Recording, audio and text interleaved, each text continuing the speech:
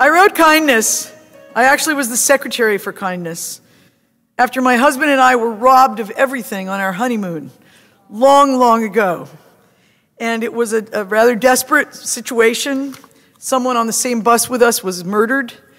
So we didn't get the worst brunt of the evening, but it was rough. And what to do next? This was in the pre-cell phone day and pre-internet day. And we didn't want to call home because we were in South America on our honeymoon. And everybody had told us we were crazy to attempt to do what we were going to try to do, which was foiled after a week because we had nothing.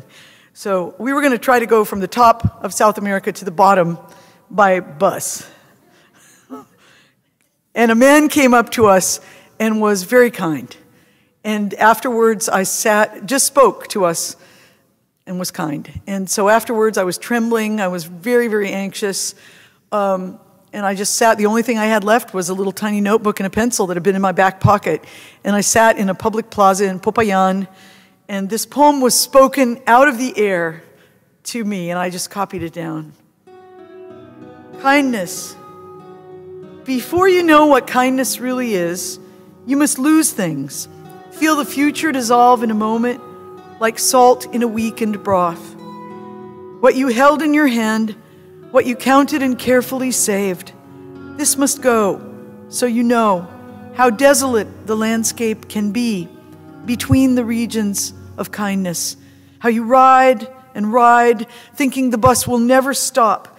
The passengers eating maize will stare out the window forever. Before you learn the tender gravity of kindness, you must travel where the Indian in a white poncho lies dead by the side of the road. You must see how this could be you. He too was someone who journeyed through that night with plans and the simple breath that kept him alive. Before you know kindness as the deepest thing inside, you must know sorrow as the other deepest thing. You must wake up with sorrow.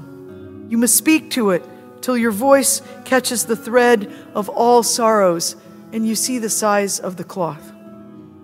Then it is only kindness that makes sense anymore. Only kindness that ties your shoes and sends you out into the day to gaze at bread. Only kindness that raises its head from the crowd of the world to say, "It is I you have been looking for," and then goes with you everywhere, like a shadow or a friend.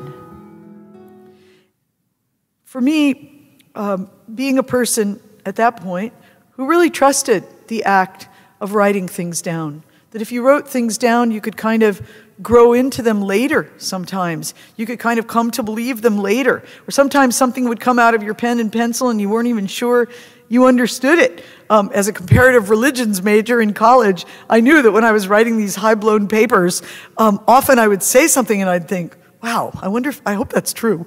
And need to go back later. Do I need to consult 17 more scholars, or could I really say that? But you know, as a writer, that you can go back and find that pieces that came out of your own pen or pencil could mysteriously continue to guide you for years to come. And on the spot, after I finished writing down it was a woman's voice speaking out of the air. After I finished writing it down, I knew 3 things that I could do right then on the spot. And my next moves in a town where you have no friends, no money, no passport, nothing. What do? So it was amazing that simply focusing and calming down to write a few words that didn't even come from me at all. More importantly, they came from somewhere else, that they could guide you.